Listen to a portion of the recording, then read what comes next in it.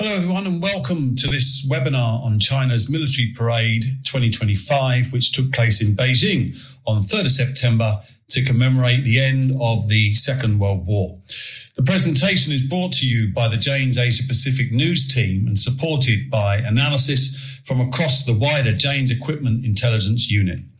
I'm John Gravatt, head of the APAC News team, and I'll be joined in the presentation by my colleagues Rizwan Ramat, our senior APAC naval reporter, Akhil Kadidal, senior APAC air reporter, Oaisi Majumdar, senior APAC C4 ISR reporter, and Sohini Mandal, our APAC land systems reporter.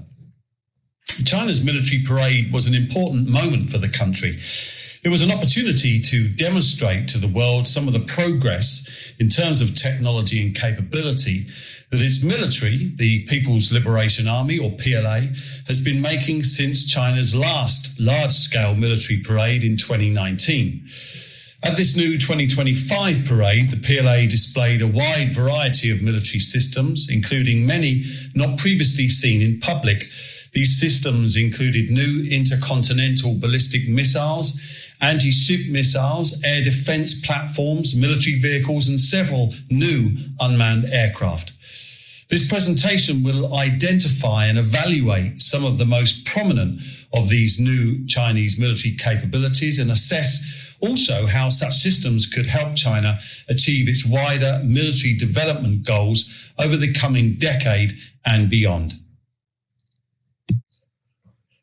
The webinar will have a few sections focused first on an overview of some of the capabilities we observed in the parade, and that will be followed by a more detailed analysis of specific military systems. We'll start first with an assessment of new ICBMs and anti-ship missiles, as well as a look at China's new extra-large unmanned underwater vehicle. Next, we'll assess some of the most important new air defense platforms and armored vehicles, and that will be followed by analysis of new Chinese manned and unmanned aircraft seen at the parade, as well as assessments of new radars and CUAS systems.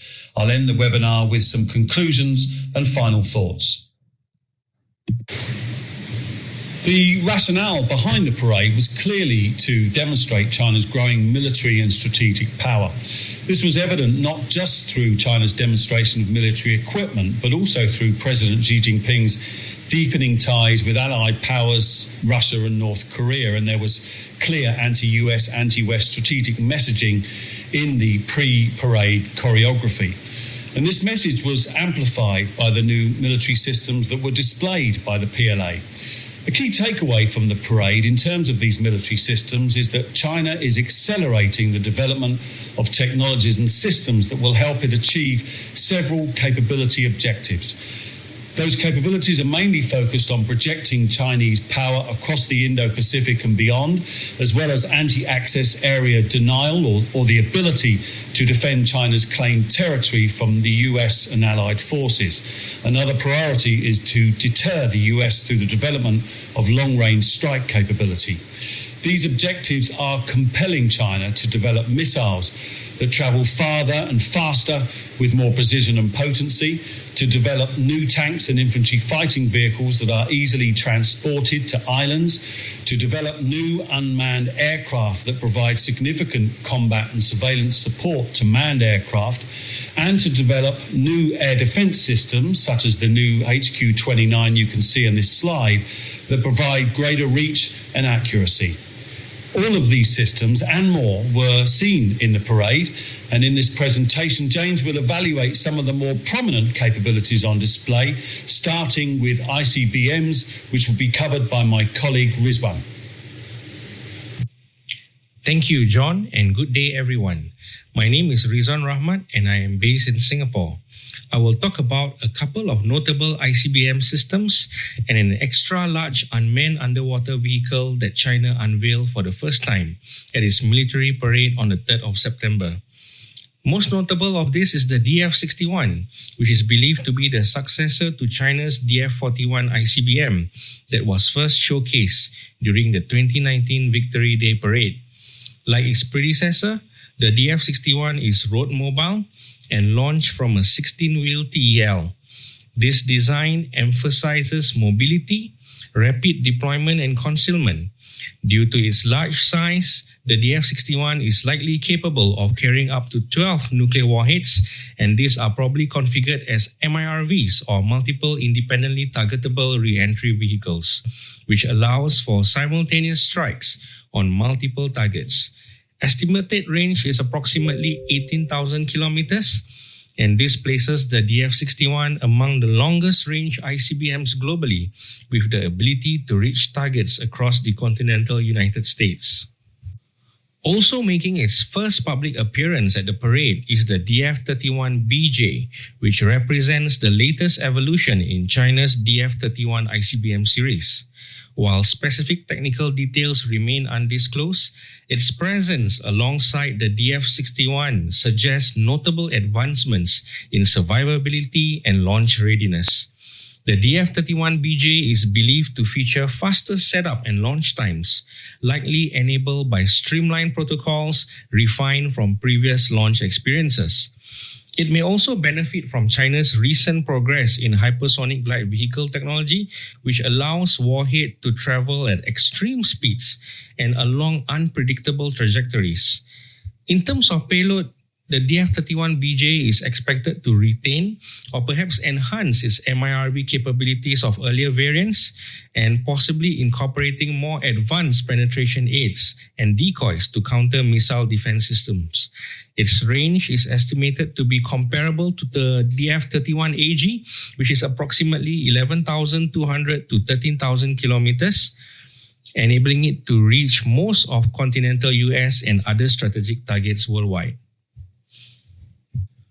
Making its first public appearance at the parade, the AJX-002 Extra Large Unmanned Underwater Vehicle. It is a large, torpedo-shaped unmanned underwater vehicle measuring roughly 18 to 20 meters in length and about 1 to 1.5 meters in diameter. It uses pump jet propulsion and features lifting lugs on its hull, which indicates that it is designed for crane-based deployment. It may also support modular payloads, and this highlights its operational flexibility and ease of maintenance. While its exact mission remains undisclosed, the platform is likely intended for roles such as reconnaissance, mine laying, anti-submarine warfare, and possibly strike operations. Its design shares visual similarities with Russia's Poseidon nuclear-powered torpedo, though there is no confirmation that the AJX-002 uses a similar propulsion system. China also unveiled a slew of new anti-ship missiles, such as the ramjet-powered YJ-15, a probably hypersonic YJ-17, and the scramjet-powered YJ-19. But among these, the YJ-20 stands out from other anti-ship missiles revealed at the event due to its conventional ballistic missile design. Thought to be a multi-stage system, it may be linked to a missile that was previously launched from a Type 055 destroyer, and that has often been referred to as the YJ-21. So its multi-stage configuration suggests that it could function either as a ship-launched ballistic missile or a submarine-launched ballistic missile, with potential applications in both anti-ship and land attack missions. I now hand this over to my colleague Sohini, who will give an overview of some land systems that were spotted at the parade. Hello everyone, I'm Sohini Mandal, the Asia Pacific Land Reporter at Chains. I'll be talking about some of the key land systems that were unveiled at the 2025 Victory Day Parade held in Beijing. China displayed several air defense systems and armored vehicles at the parade, and I'm going to assess some of the most important ones over the next few slides. China unveiled 3 new HQ missiles named HQ-29, HQ-20, and HQ-22A. The HQ-29 is a ballistic missile interceptor and is termed as the largest surface-to-air missile developed by China. According to the state-owned Global Times, the HQ-29 is capable of intercepting threats mid-course and outside Earth's atmosphere, targeting longer-range ballistic missiles. At the parade, two HQ-29 missiles were mounted on a 12 by 12 launcher vehicle. Global Times said the HQ-29 is capable of being launched on the move in comparison to silo-based exo-atmospheric anti-ballistic missiles. The HQ-20 and HQ-22A anti-aircraft missiles are developed to intercept short-range and low-altitude targets. These assets are intended to intercept threats such as fixed-wing aircraft, unmanned aerial vehicles or UAVs, and conventional cruise missiles. According to Global Times, these missiles aim to achieve efficient and low-cost interception capability. China also unveiled a new land-based cruise missile designated Changjian 1000 or CJ-1000. According to Global Times, the missile, which is assessed by Janes as likely hypersonic, features enhanced speed and maneuverability to achieve higher rate of threat interception. At the parade, a layered short-range air defense system designated FK-3000 was also seen. This system features a combination of soft kill and hard kill counter UAV capabilities mounted on a 6x6 truck. This system is fitted with sensors, jammers, electronic warfare capabilities, a 30mm cannon, and launcher pods for 24 interceptor projectiles. At the parade, China also unveiled two types of key armored vehicles, the Type 99B and the Type 100 family. The Type 99B main battle tank or MBT is the newest variant of the PLA's Type 99 family of third-generation armored vehicles. The Type 99 family follows the general layout of Russia's T-72 tanks. The family features a box-shaped hull with a steep glacis and belly plate creating an angular nose. There are 6 unevenly spaced road wheels per side with an idler to the front and a drive sprocket to the rear. China also debuted at the parade its Type 100 family of vehicles, which feature a medium MBT and an infantry fighting vehicle. The Type 100 family is fitted with what appears to be an upgraded version of Norinco's GL6 Active Protection System, or APS, and features countermeasures capable of defeating various anti-tank threats. Global Times reported that the Remote Control Weapon System, or RCWS, and the APS fitted to the Type 100 vehicles are also jointly capable of countering aerial threats such as UAVs.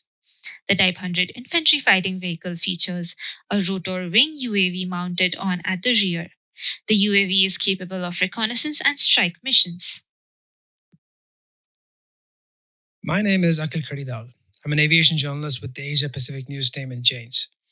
In this section of the webinar, I will talk briefly about new aircraft-related developments observed at the parade. During the event, China's messaging as it pertained to aviation-related displays was to show its advancements in homegrown unmanned technologies, while simultaneously showing that it also has inducted several types of manned aircraft previously known to be in testing and development. Unlike in previous parades, China's theme for the 2025 parade was that it can domestically produce all the new military capabilities that it seeks. One example is the new armed assault variant of the Harbin Z-20 utility helicopter, which broke cover in 2024. Tentatively designated as the T variant, the helicopter appears to now be operational with the PLA ground force. The service deployed at least 7 helicopters over the parade area on 3rd September 2025. The appearance of the helicopters has provided some critical new information about where they are based and how they'll be used. The helicopters, for one, were seen with 70mm rocket pods plus air-to-surface and anti-tank Blue Arrow missiles. Serial numbers on the helicopters correspond with the 161st Air Assault Brigade of the 83rd Group Army, which is based in northeast China. Among the other confirmations that China provided during the parade is that its new Shaanxi Y9LG electronic warfare, or EW aircraft, is now in operational service. Janes previously reported in 2024 that the PLA Air Force, or PLAF, had inducted 1 aircraft. However, the serial number of the aircraft seen during the parade indicates that a second aircraft has joined the unit, which is the 58th Air Regiment in South Central China. One of the more interesting aviation-related disclosures during the parade was the showing of 4 unmanned combat aircraft, or UCAVs, which appeared to have been developed for the Loyal Wingman, or Collaborative Combat Aircraft, CCA, role. to operate alongside manned aircraft. Right. So China appears to have kept the development of these 4 UCAVs, including 2 tailless designs, secret. These UCAVs are all single-engine designs and appear to possess internal weapons bays, but they also have differing features such as different shaped wings and sensor capabilities. The aircraft were displayed with unit serial numbers to give the impression that they're being used by operational formations. However, it is unclear at this time if the platforms are capable of routine flight operations. Military observers affiliated with the Chinese government said on 3rd September that the display of the tailless UAVs at the parade shows that China is making efforts to enhance the low observable characteristics of the platforms, while also the designs indicate that Chinese engineers may have solved the challenges imposed by tailless designs on things like flight controls. China also displayed a new rotary wing UAV for naval operations. Markings on the aircraft indicate that it is in service with the PLA Navy. Now, Janes assesses that the UAV is the production variant of the Aviation Industry Corporation of China's, or AVIC's, AR-2000 rotary wing UAV concept, which was under development by China's 602nd Aircraft Design Institute for the Navy. Now, possible payloads on this helicopter include an electro-optic turret, an automatic identification system, and side-looking radar. The UAV could be operated in the future from the plans Type 075 landing helicopter dock and the Type 055 class cruiser. At the parade, a new variant of AVIC's Wingloom families of UAVs was also presented. Now, this UAV was first displayed at Airshow China 2024. It was unveiled at that airshow back in November. At the parade, after further assessment, we have identified the UAV as the Wingloom 2D variant. The UAV appeared at the parade armed with air-to-air, air-to-surface, and electronic warfare payloads. Thank you. Hello, I'm Oishi Majumdar, Jane's senior C4ISR reporter for APAC, and I'll be briefing you about some of the radars displayed during the parade. I'll also be analyzing some of the displayed new sensors and weapon systems to counter UAV threats. The PLA displayed 4 types of recently inducted radars that will support air defense by providing early warning against threats. The first radar is an unnamed high-mobility meter-wave air surveillance radar. Jane's analysis of the radar's design indicates that the system can be employed for long-range detection of stealth aircraft and missiles. The second radar is the 780 Target Designator Radar. This is a 4th-generation phased array radar. Jane's analysis suggests it is an active electronically scanned array or ASA radar that can be used to support the PLA Air Force's Hongshi 19 or HQ-19 surface-to-air missile system. The third radar is very likely the YLC-2E radar. This is an S-band radar with an operating frequency of between 2 to 4 GHz and can be used to detect stealth aircraft. The fourth radar closely resembles the YLC-12 radar, which is a medium or low altitude 3D multifunctional C-band ASA radar with an operating frequency of 4 to 8 GHz. The radar antenna is mounted on a telescopic mast, which can be extended up to a height of 18 meters for operation in wooded and urban areas for longer range coverage.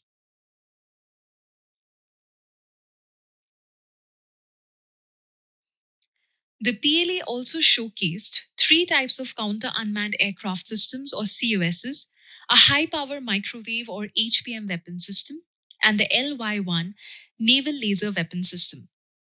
These systems can be employed to neutralize UAV threats. All 3 CUSs have soft kill and hard kill capabilities. The first CUS is equipped with a low-power laser with a likely range of about 1 kilometer. Very high frequency and ultra high frequency communication systems, a short range radar, cameras, and a passive detection system to detect radio frequency signals emitted by UAVs. The second CUS is equipped with a radar for detecting threats, a fire control radar, an electro-optic infrared or EOIR sensor, high-frequency communication systems, launchers for small short-range projectiles that can eliminate targets, a machine gun, and smoke grenade launchers. The third CUS is equipped with a four-sided planar array radar for 360-degree coverage, an EOIR sensor, a passive detection system, very high-frequency and ultra-high-frequency communication systems, and 24 launchers. The HPM has a detection radar on top of a jammer antenna array. The detection radar can rotate independently. Jane's analysis of the HPM's design indicates that it can neutralize multiple targets simultaneously with electronic beam steering. The LY-1 has been designed for integration onto the PLA Navy's aircraft carriers. According to China's state-owned Global Times newspaper, LY-1 can effectively avoid the problem of time lag between the target lock-on of shipborne fire control radar and the actual firing of traditional air defense weapons. It also effectively avoids the problem of the large dispersion ratio of traditional shipborne close-in guns. LY-1 will complement other shipborne air defense systems, including China's new HQ-16C and HHQ-9C surface-to-air missiles. Thanks, Oishi. That brings us to the final slide of the presentation and some overall conclusions. Many of the new systems displayed by China in its 3rd of September parade continue the trajectory of China's military modernization over the past 2 decades. Important focus areas of this modernization have long been the ability to deter the US, to project China's power across the world, and also to defend claimed territory from US and allied military forces. These focus areas explain China's continuing development and advancement of many of the systems we saw at the parade in Beijing. Other notable aspects about this modernization is its pace and the growing number of these new systems. I think it's important to reflect that a much greater number of high-profile new systems were displayed on 3rd of September compared with China's last major military parade in 2019. The PLA continues to face shortcomings, no doubt, and these include capabilities such as joint force operations, long-range logistics, and continuing weaknesses in force projection. But the pace of China's modernization suggests that the PLA is making significant progress in closing the gap between itself and the US military. This effort continues to be afforded the highest priority in Beijing as the country strives to meet a stated target to develop a world-class military over the coming 2 decades. And that brings us to the end of our presentation on China's Military Parade 2025. Thank you so much for joining us in the webinar, and we hope it was useful. If you have any questions or comments, please email them to us at intelligence.briefings@janes.com. Thank you again, and goodbye.